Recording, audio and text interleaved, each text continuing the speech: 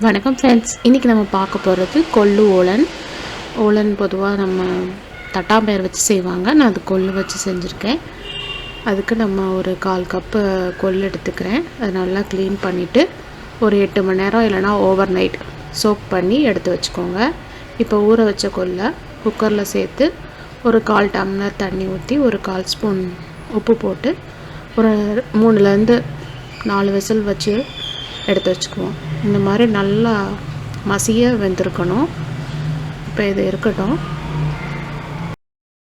250 gram பூசணிக்காய் எடுத்திருக்கேன். 3 பச்சை மிளகா, வேக வச்ச கொள்ளு, முதல் தேங்காய் பால், 2வது தேங்காய் பால் எடுத்திருக்கேன்.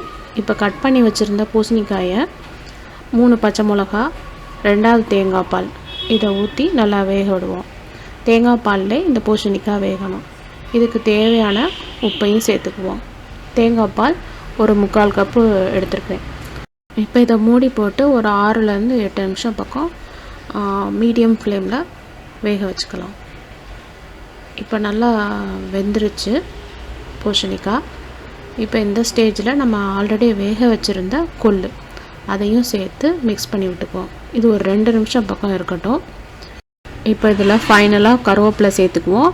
அது கூடவே எடுத்து வச்சுருந்த 1/4 கப் தேங்காய் பால், முதல் தேங்காய் பால், திக்கான தேங்காய் பால் அதையும் சேர்த்து அடுப்பை ஆஃப் பண்ணிடுங்க. தேங்காய் பால் சேர்த்ததுக்கப்புறம் உடனே ஆஃப் பண்ணிடுங்க, இல்லைன்னா தேங்காய் பால் திரிஞ்ச மாதிரி ஆயிரும்.